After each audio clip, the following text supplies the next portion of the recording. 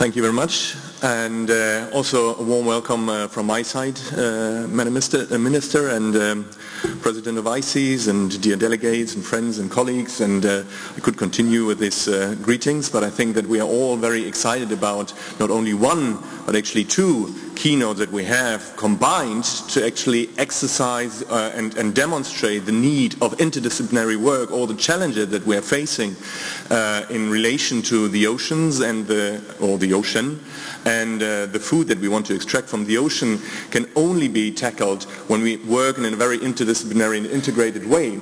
So we combined the best of two worlds here, and I'm welcoming Möllmann, who is professor at the University of Hamburg, and Martin Quaas, who is now almost professor at University of Leipzig, but currently still at University of Kiel.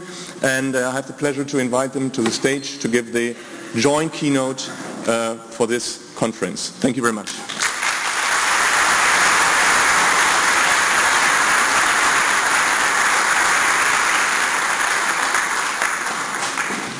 So now we are really under pressure after all these good words. So welcome to Hamburg. I can say this as a local, and we are actually quite proud and quite honored to give this talk together.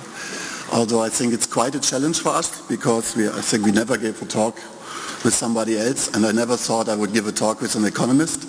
But it turned out to be a lot of fun working with an economist, and we work together on regime shifts, and especially looking at harvesters population, and we, as Jörn said, want to integrate these two worlds into better advice and better understanding.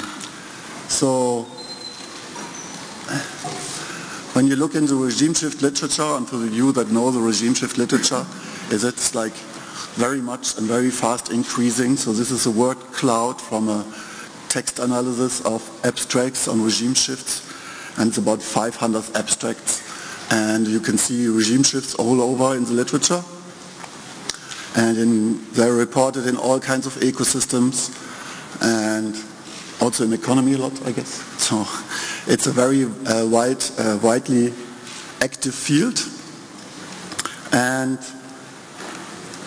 But when you look into all these abstracts and to the Yorkist papers, you can see that all of them usually argument for their study, or they justify the study, that knowing about regime shifts is because of you want to improve management.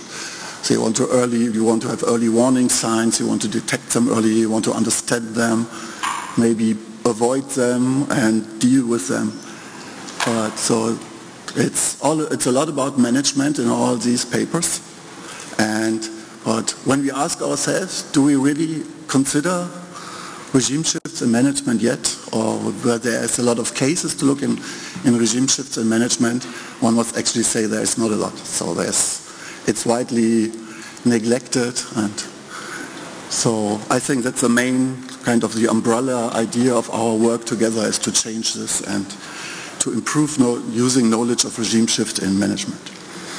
So just to start, when you want to see if there's regime shift in harvesters population, you first have to see if there is signs for regime shift dynamics, so this kind of non-linear, surprising dynamics that make regime shifts. And I do really simple analysis on stock assessment output for 4 recently very much discussed cod stocks.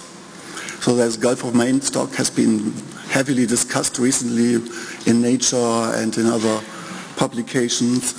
Still, the discussion is about the relative importance of fisheries and temperature, although I thought this discussion has been already solved, but there's obviously a heavy discussion on this.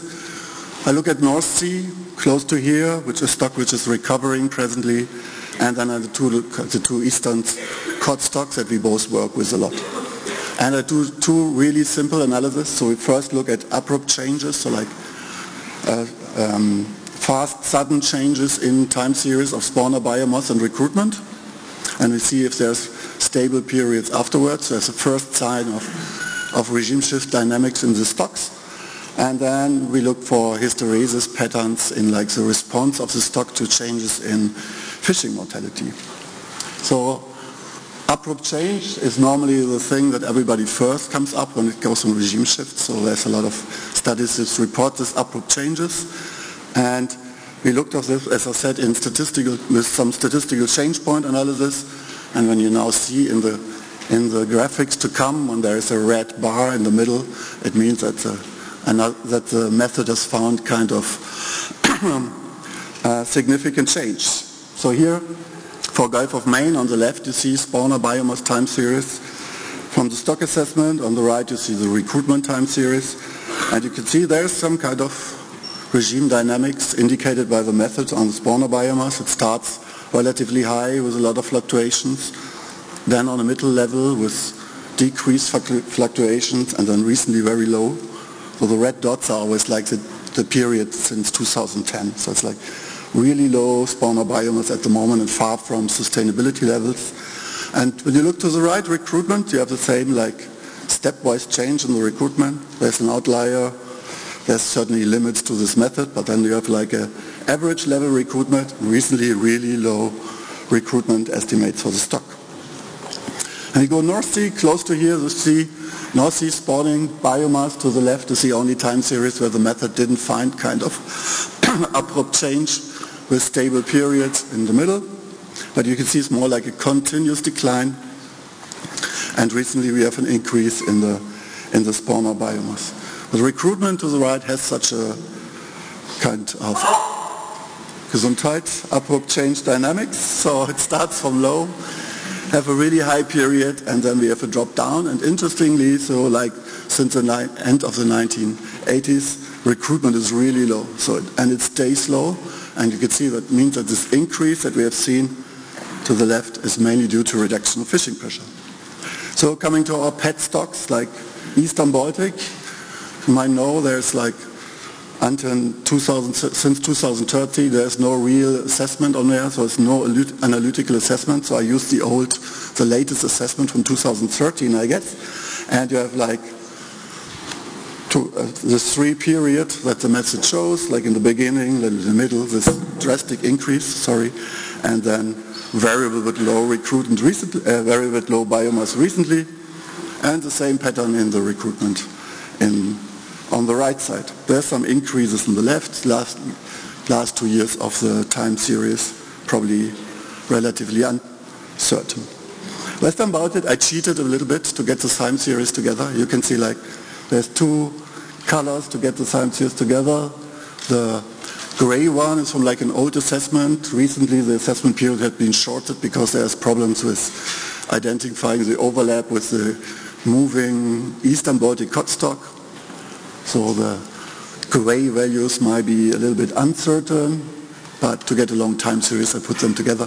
So you can see like first high period in the spawner biomass, first collapse, increase to middle level, recently very low biomass value, except this one, like recent one, which I talk a little bit later.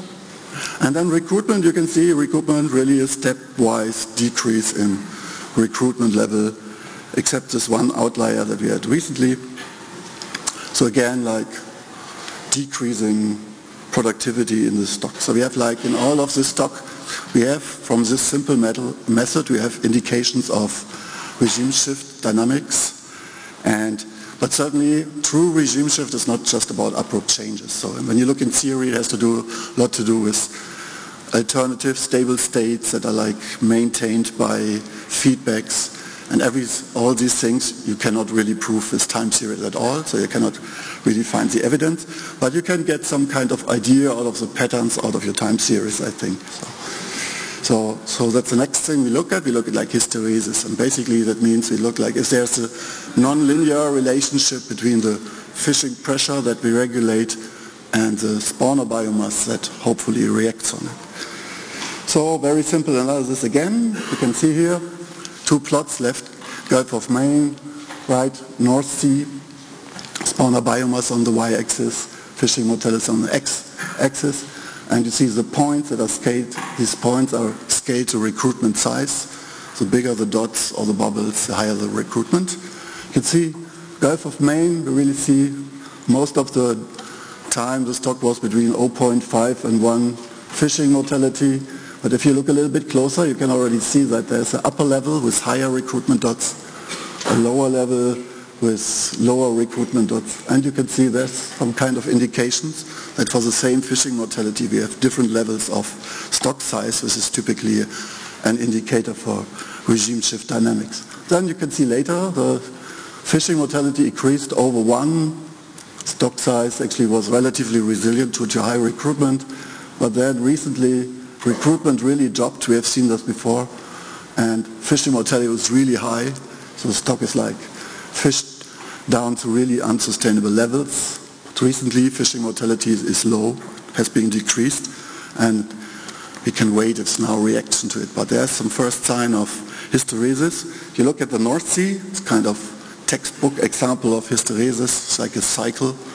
So you have increase in the stock despite increased fishing mortality, then fishing mortality gets too high, stock size decreases. Still relatively resilient because recruitment is high. You can see like dots are really high. Then increasing fishing mortality drops to the next level, still relatively resilient. Recruitment is high, but then recruitment drops. You can see since the end of 1980s, recruitment is really low. And interesting, but I think the only stock that actually increases without recruitment increases. So it's like fishing mortality brought the stock to higher levels, sorry. But typically, the typical sign of a regime shift dynamic is you have really two different levels of stock size for one fishing mortality level. So down here, low and up. Coming to the Baltic, and the two stocks, when you look at them a little bit longer at the patterns there, they are actually remarkably similar. It takes a while to look at this, but we have both really high levels with high recruitment on intermediate fishing mortalities. I mean, when you look at it, they actually could stand a lot of fishing mortality. I think it's amazing. But then there's a middle level where stock size is already lower. Fishing recruitment is still high. You see the bubbles stay, and then at some point the stock is actually fishing mortality is too high. Recruitment drops, probably a sign of recruitment overfishing, and you can see this typical hysteresis patterns. Fishing mortality is being decreasing, stock size is not increasing a lot. Except here for the Western Baltic, we can see like recently we had this real bubble of high recruitment in 1 year, which made the stock increase a little bit, and I will talk a little bit about that later. To summarize this, I think a simple analysis shows with just this stock assessment output that there might be this kind of nonlinear dynamics that the regime shifts so that there is not a linear trend in these things, and Martin will tell you now how the economy is involved in doing this regime shift. So I start with a case of the Baltic Cod where we did this modeling study in the early 1990s. The climatic regime shift coincided with very high fishing mortalities, like we have in this above one pattern. And then this model, the question of the model was, now if we reduce fishing mortality, would that bring back the stock to the original high levels or not? And the result is it will bring back the stock, but not to the full extent, and the reason is that there's an interaction between fishing and climate change. The stock under the new climate is less productive than it previously was. And we can also depict that in a diagram like this, where we have on the horizontal axis the population biomass, and on the vertical axis the growth, the productivity of the stock. And here you again see that under the new climate the stock is less productive. At any given population biomass the growth is less than it used to be with the higher with the old climate regime. Okay, so what's the economics about it? When we look at the economics, sometimes it's good to go back to the origin, and that is what I did. I went to the library of the Institut für Meereskunde in Kiel and got this article by Schäfer. I've cited it quite often. I think many of you have cited it, and looked at the economic model that Schäfer developed. And I find this so relevant for what I want to present today that it's even worth to read out in full what he has written on his economic model. To complete the economic model of the fishery in order to investigate some of its properties, we need to consider in addition to the foregoing, and it's kind of the same as I presented as foregoing, namely the biological part, the cost of a fishing effort.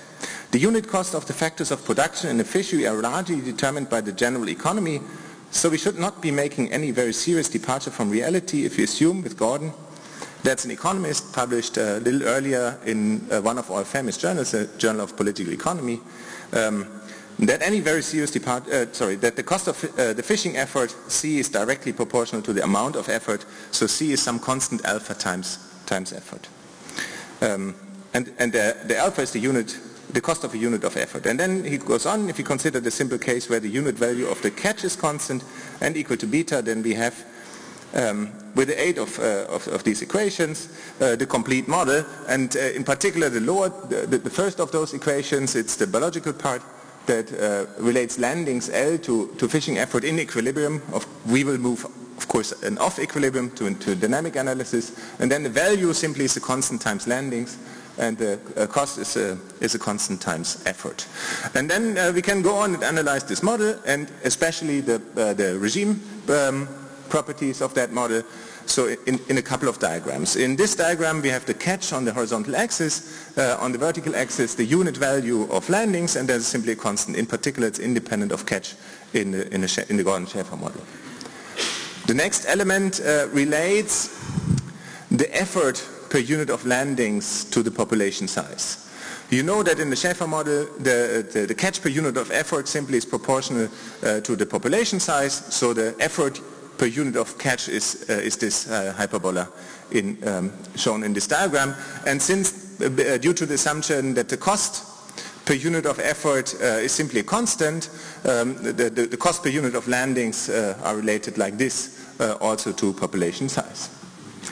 Yeah, and then comes the economic, the economic analysis, or the economic part to this. Here on the horizontal axis we have the cost for 1 unit of catch, right? That is what is on the vertical axis in the other diagram, and the unit value of catch on the vertical axis. And then you see, of course, whenever the cost is larger than the value, than the revenues, then fishing generates losses. So in the lower triangle, fishing makes losses. In the upper triangle, fishing makes profits. And just on the 45-degree line, it's just making neither profits nor losses. Yeah, we can put all this together in one diagram, right? You recognize all those graphs that I have shown before, just organized slightly in a slightly different way. And then we can see what is the catch in equilibrium, so at the point where we just don't make losses, neither losses nor profits, as a function of the population biomass. And you see it's just a vertical line. Yeah? That implies that if we now include the biological part, then those dots indicate the equilibrium population sizes, so that's what we would expect in the long run. They are different in the two regimes, but only different with respect to the landings, not with respect to the stock size.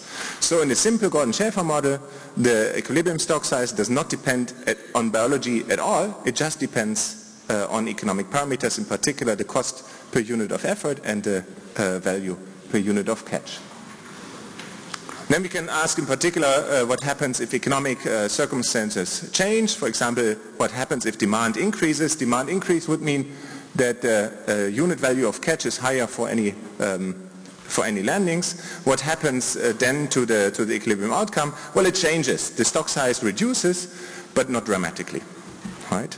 So the next step is to ask, what if we modify those assumptions? What if we modify the assumption that the value per unit of catch is a constant? And this is relevant for many fisheries around the world.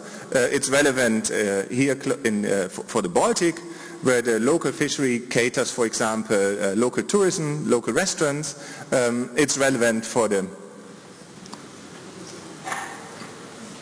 It's relevant for developing countries. We have been studying fisheries in India, and Jörn and co-workers have studied fisheries in Senegal, and there we have typically a relationship that unit value of catch is actually a decreasing function of landings. If you have low landings, then people are willing to pay a lot, or have to pay a lot for the fish, and then with increasing landings this is downward sloping. If we have such a relationship, then all of a sudden we recognize one economic welfare that is generated by the fishery. That's what we can call the user surplus or consumer surplus of the fishery. It is generated by the fact that those who are willing to pay a lot for the fish also get it for the market price. They have some economic rent out of this. And then the total of this is the shaded area in this diagram, the user surplus. The steeper this demand curve, the larger, everything else equal, will be the consumer surplus. Yeah? The consumer surplus is an economic welfare measure for the fishery, but it's also, for example, a measure for an economic measure for food security that is provided by the fishery, if we, for example, think about developing countries' fisheries. Okay, we can go back to the diagram that I had before. This was the diagram you have seen. And now ask what happens if we change to this downward sloping demand function. Then only this one graph changes in the upper left. But this has very important implications for the curve that gives us in the just no profit area the catch as a function of the population biomass. It looks now very different, and the stability analysis and the equilibria that we see are very different now. In particular, for the old climate regime, or for the productive climate regime, we now have several steady states for the fishery, and we may have regime shift dynamics. Again, we can ask what happens if economic circumstances change. In particular, what happens if the demand increases. Increasing demand again means that the curve, the purple curve, is shifted like this, and you see that in particular under productive climate regime, dramatic things happen. So the entire stability properties, the equilibrium outcomes change dramatically. There's just one at the low stock size left if we have this increase in demand. Economic changes can trigger dramatic changes in the fishery if we acknowledge that the value per unit of catch is not a constant. Now we have been testing this for the Baltic Sea using an empirical generalized model, and if you look at the diagram on the right hand side, it shows the economic drivers of stability or instability. So a positive value on the vertical axis indicates instability, and you see that the market feedback that I've just described, market feedback meaning that the price is higher if the catch is low, it destabilizes the fishery just in the way that the theoretical analysis predicted. How does a change in the demand can come about? Well, for example, if you look at several fisheries on species or stocks that are substitutes on the market. Like if you look at the Baltic cod, then for sure the Northeast Arctic cod and other cod stocks provide substitutes on the market for that cod landings. Yeah, and here in this theoretical study we're considering 5 stocks that are imperfect substitutes on the market. In the beginning, one stock is in a decrease, and that means that the catches decrease from that stock, and that may have repercussions on the other stocks, because then the demand concentrates more on the other stocks, and this can generate but of course doesn't have to, but it can generate this kind of cascading collapses. And what fascinates me about these dynamics is that those market feedbacks in the globalized world connect fisheries around the globe. So it's not just within the Baltic, not just within the North Sea, it's around the globe because fish markets are globalized. So it's quite relevant to study those effects. Going from the assumption of the constant beta to the assumption of a constant alpha in the Gordon-Schäfer framework, well, if you look at this, the Gordon-Schäfer model with a constant alpha, then this yellow curve indicates the supply of fish by the market. If the market value of fish is below this constant alpha divided by catchability times population biomass, then there will be no supply to the market because just the costs of effort exceed the revenues of fish, and then there's this sudden jump because if the value was above that this constant, then everyone would go spending lots of effort fishing, so we have just this relationship. But again, this is maybe, if you look at real fisheries, not quite realistic. If you have a real fishery, the fishermen are heterogeneous with respect to their fishing skills, they are heterogeneous with respect to their outside options, and that typically gives rise to a supply curve like the one shown here. There are some highliners for whom it is profitable to supply the fish already if the market value, the unit value is relatively low, and then gradually if the value increases, more and more find it beneficial for them to go on the market and supply fish. If you have such an increasing curve, there's another welfare measure, economic welfare measure for the fishery, and that is what we can call the fisher surplus, or the producer surplus in the fishery that is given by this shaded triangle. And again, the early ones, the highliners, get the highest fisher surplus from the fishery. Now we can study fisheries management and regulation in economic terms in such a diagram. If unregulated, the fishery would supply the quantity, the catch L, to the market, but then we can introduce a catch quota, and ideally, of course, the catch quota would be smaller than the L, but that implies that at the margin the fishery is profitable, because the value at which the fisher would be willing to supply fish to the market is lower than the value that consumers are willing to pay for the fish. Now, this generates the resource rent, and the resource rent is the value of the stock in terms of the anticipated future productivity of the stock. You will recognize that in this diagram the overall value of the economic value of the fishery, so the sum of those shaded areas, with regulation is smaller than absent regulation, but this is just capturing the value of the investment in the stock that one has if one reduces catches below the instantaneously profit maximizing level. Of course, if one sets the quota above the value L, then it will have no effect, because the fishermen will choose to supply just the landings L.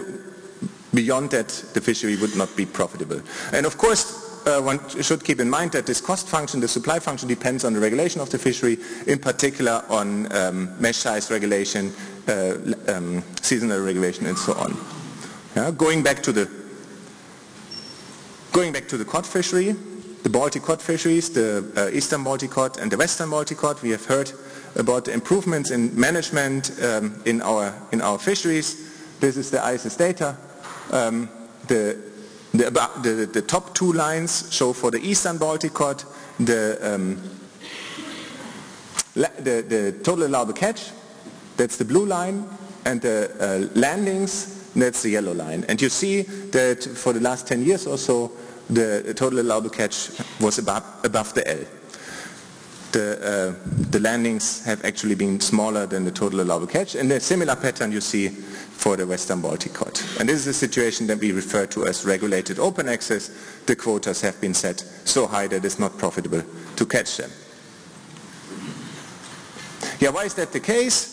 Well, one can also look at regulation using this theory that I've developed and those welfare measures for the fishery, and ask in particular how those welfare measures change if the stock size changes. What happens if the stock size increases?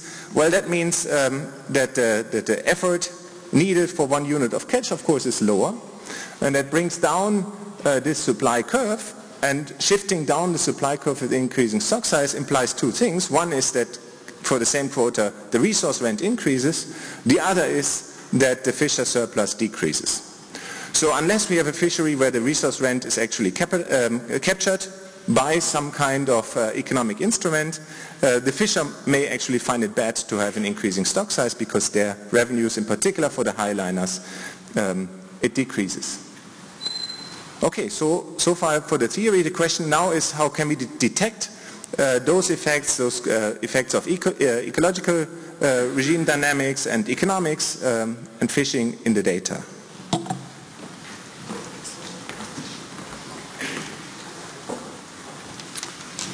I let you chew a little bit on the theory before I continue. So I come back to data, and I think the most interesting thing for me when it comes to regime shift is actually to find out why they occur. So how can it happen that, for example, small changes in fishing pressure lead to a sudden change? And it's theory-wise, it depends on, it is always like an interaction of drivers. So kind of one driver reduces the resilience of a stock and then another hits in, and these kind of interactions. So this is my theme here, and what we used is a model from catastrophe theory. It's called the Stochastic cusp model. And you know, like catastrophe theory was really, I think was really en vogue in the 70s. So then it actually disappeared. And it's a little bit like 70s clothes. So it was popular in the 70s and then considered ugly for like decades. And now it comes back a little bit. The mechanism here, it's mainly used, this model is now mainly used in economics and social science. The mechanism is that it's now available in an R package, and it's a stochastic version. You can fit data to it, and that's why I guess it's becoming popular again. There's two interesting things in this model, I think. It clearly shows a little bit, or gives you an indication how two drivers work together, and I always look like fishing against environment, and it identifies unstable states. And you can see this here. The model is depicted on this three-dimensional plane. On the axis to the right, for example, we have fishing mortality. On the left, there we have environment, and the interaction of these together actually determine the state variable, which is the spawner biomass. And when you look at the upper linear parts and this part of this field, there's a linear relationship between fishing and spawning stock biomass. That's actually what we, I guess, usually expect. We can actually change fishing and then biomass reacts. But then in this model, when the environment change, for example down there, it's getting warmer, then the relationship between fishing and the stock size suddenly has this typical regime shift folded dynamics that I guess everybody knows. So suddenly there is a abrupt changes in response to fishing mortality is possible. So we can actually jump from a high stock size to a low stock size. And below this fold that we know, there is a so-called cusp area that gave this kind of model the name. And below this area, the model, there's B stability, so the model is unstable. The system is unstable, and we don't know really what happens, so it can flip up and down, and that's where the regime shifts occur. Take some time to look at this, to get this. We did like two approaches. On the left, there is a spawner biomass cusp model that I've just shown. Again, we have fishing mortality on the kind of x-axis environment of the others that actually regulates the system from linear to nonlinear and spawner biomass. And here behind me, that's one can call a stock recruitment cusp model. You can see spawner biomass is now on the regulating axis, and the state variable is recruitment, and the relationship between recruitment and spawner biomass is either linear or continuous in the upper part, or if environment changes, it might be discontinuous and have this folded area. So this is the sense behind this model, and I think it's quite nice, gives an idea of the interaction of these two drivers. So the question now, does the data fit to this? And I stay with the Baltic stocks here. And this now, you have now the 2D depiction of the model, and it's basically the spawner biomass against the environmental driver. This is the anoxic area, so the extent of anoxic area in the Baltic as a kind of rough indicator of environmental change. The bubble size is a state variable, so the bubble is big, and you have like high recruitment. Left is a recruitment, spawner stock recruitment thing. Then in gray you have the cusp area, which is the unstable area when the dots are inside, and it's outside, it's stable. That's the theory behind it. You can see if you follow the trends, you have like starts in gray, 70s, then with kind of still already high anoxic areas, but lower spawning biomass, and spawning biomass increases. We get into this area where the stock can jump. The gray area with increasing spawning biomass and better anoxic areas, the stock jumped up. So that's a high regime that we have seen. Then what happens then? The biomass actually circles around a little bit, then it gets lower, and then it gets outside the collapse, outside the cusp area into the black thing, and since then the stock is basically low and the recruitment is low. And you can see now anoxic areas increases, and the red recruitment values are now in the like really low spawner bus, bad environmental condition area, where based on this model like high recruitment is really, really unlikely. That's what the model says. On the right side we have the spawner biomass cusp model. It shows like fishing mortality against recruitment. Bubble size is now spawner biomass, and you can see like the gray ones is a high spawning biomass area, and they have like a transition into the unstable area, and you can see the stock is unstable most of the time according to the model, and the red one is a typical hysteresis pattern. So the fishing mortality goes down, stock size doesn't get up, and you can see that's basically because recruitment is low. So the model fits quite well here. It, by the way, fits to most of these stocks that we have investigated. Look at the Western Baltic stock now. Only the recruitment, cusp as an example. Again, spawner biomass here, sea surface temperature as recruitment, as an environmental indicator. Note, it's going down, it's getting warmer. So we have like a stock, really high stock in the unstable areas. So when the stock was pushed up to the upper part of the regime shift fold, and then when you follow the trajectory, you can see like recently the black and the red ones, we are in a really stable, low recruitment period, and the warming actually contributes to this. So, and just for illustration, I put on the right side that is a recruitment per spawning biomass against the sea surface temperature, and you can see that most of these red and black dots, they are there on the warm side down there. The bubble size is scaled to recruitment, so we have like all the low recruitment values to the right, except the one big here in 2017, which we had recently. So there's much more into this model, but basically what it says is there's a lot of nonlinear dynamics by the model in the data, and recently the stocks are like really low productivity. On a low productivity level, recruitment is always low, and if one believes this model, it's very unlikely that this stock actually these stocks will increase recently in near future.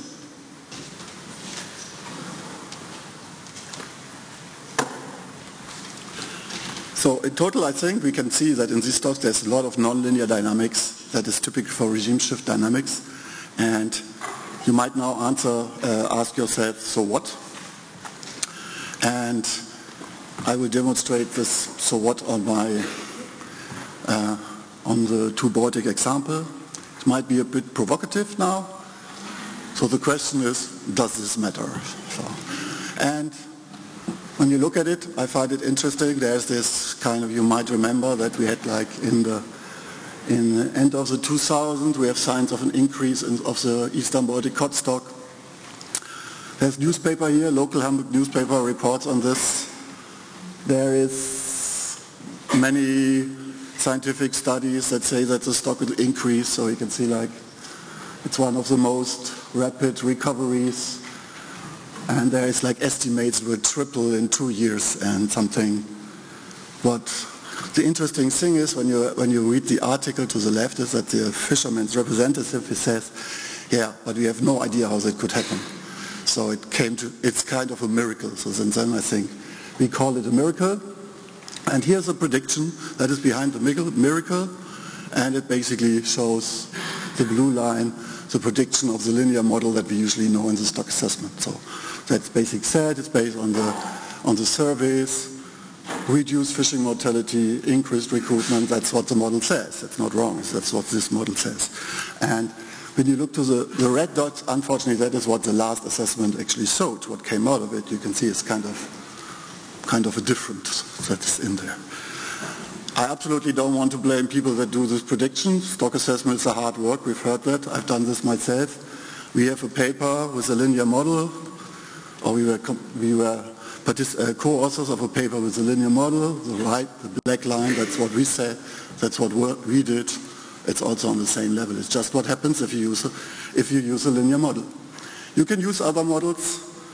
For example, I used the stochastic cusp model, which I already showed. There's more models. For example, the family of empirical dynamic models that are developed by George Sugihara in Scripps that basically have a state-dependent prediction parts, and you can you can use this in prediction, and you can see they are really, really much more conservative, because it's not a big surprise, because they take this regime shift dynamic into account, which basically gets away from the linear predictions that we get when we just decrease the fishing mortality, increase recruitment, and that we like. And you can see it's quite a difference. So it's a different thing.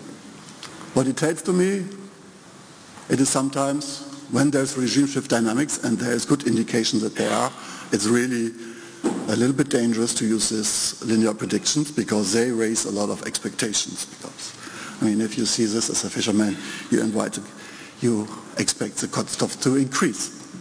I think it's a bit dangerous. But the question is now look at Western Baltic, you can see it's a very similar dynamics in the stock. Do we do it again now? So, next newspaper article from like neighboring town in the north.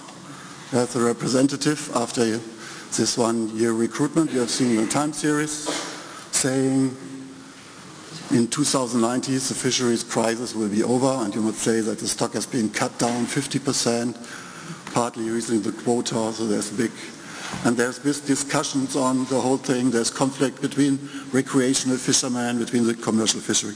Everything, example of conflict you want to have is in there. Then in 2019 the stock will be gigantic, and we should now triple the quota. That's a consequence that always is. I don't know why he doesn't want the increase, but that's what it is. So here's the data. Again, on the left, the spawner biomass time series. I think we can agree for most of the period time it's a linear decrease, kind of. And then we have this increase in the two recent years. These are the predictions, 6.5 times the SSB in 2070. I think this is a quite rapid increase. That might be a regime shift, I guess. And you can see here on the left that's the hysteresis curve. Again, you can see the bubbles are scaled to recruitment size. We have this one big recruitment in 17. The prediction use this big recruitment, and you get this stock. That's what the linear model says. That's why I said it's not wrong. That's what the linear model says. You can do alternative predictions with the two model families. They are by no surprise more conservative. I don't say what is more right. I just say sometimes maybe we should think about these kind of nonlinear dynamics in our stocks. If we have this, linear predictions will be really, really optimistic. That's the nature of these predictions. And maybe we should actually think about using other methods, because in the end we raise expectations that we might not be able to fulfill. Martin will now wrap up it. Yeah, before, this is the economist's perspective on the cod miracle. It's bad for the stock that it's regulated open access and that the total allowable catches have not been restricting fishing, but it's good for the scientists because this gives us the possibility to use economic reasoning to think about how the stock has been developing, and this is showing the catches, but given that the total allowable catches don't restrict fishing effort, we can, or fishing quantities, we can actually apply this reasoning and see that somehow the catches are related to the stock size, catches are decreasing, so this is a clear indication in the past decade or so that the stocks of both the western and eastern Baltic cod must have been decreasing. Yeah, wrapping up, many Atlantic cod stocks show evidence for regime shift dynamics. Environment and fishing interact. Those ecological economic market feedback processes can drive regime shifts. And remember, this is particularly true when the demand function is downward sloping. That's the case when the fishery generates user surplus, or when the supply function is upward sloping. That's when the fishery creates fisher surplus. So in the circumstances when the fishery actually generates economic surplus, then those market feedbacks tend to create regime shift dynamics. Christian has shown that there are several recruitment models, several competing recruitment models, the linear one that also we used to use in our analysis, but then also, for example, the CASC model and EDM model. And the question is how to deal with this if we don't know the correct recruitment model, if you have this kind of scientific ambiguity. This could be another domain where the economists collaborate with the ecologists, because economics has developed decision theoretical models to deal with such situations. Among those, the so-called smooth ambiguity aversion model, where ambiguity aversion measures the decision maker's preferences to be on the safe side, so to speak, with respect to scientific uncertainty. Yeah, if you have, and then this is just a sketch how it could look like if you have an increasing degree of ambiguity aversion. If one is not ambiguity averse, one would just take the average recommendation that comes out of the different models. For sure, one would never only use one model if one knows there are several competing models. And then increasing ambiguity aversion, one tends to be more on the safe side and goes to the most pessimistic model. Yeah, challenges for management. We think that ecological and economic market processes need to be considered together. So it's very welcome that ICES is engaging with economists and having the economics working group now. The sustainable management of fishery resources needs to overcome the short-run economic interests, in particular when it comes to the issues of fishermen surplus versus the longer-term profitability of the fishery. Yeah, Christian and I are starting a joint project that looks at the sustainability of the coupled ecological economic system of a fishery with these regime dynamics, and it is just as food for thought along the lines how we plan to or think about to proceed. So one can take this discussed model framework, now think as the state variable the sustainability of the entire system, and then we can think about the social ecological interactions that may lead to regime shift dynamics, or can be considered to be linear, but we think that it's more appropriate to think about this in terms of regime shift dynamics. And then we could have the social economic parameters on the other axis. Well, if we have this regime shift dynamics, then it is at least conceivable that if we have just a gradual change in socioeconomic conditions, that there could be a regime shift from a current bad regime towards a much more sustainable regime without need of big effort. From economic perspective, such a change could be, for example, change in the way how fishery management is organized, such that, for example, fishermen could have more long-term rights in the fishery, and this may trigger different interests in the fishery. Yeah, with this I would like to conclude. We thank a couple of co-authors, and we're looking forward to discussion.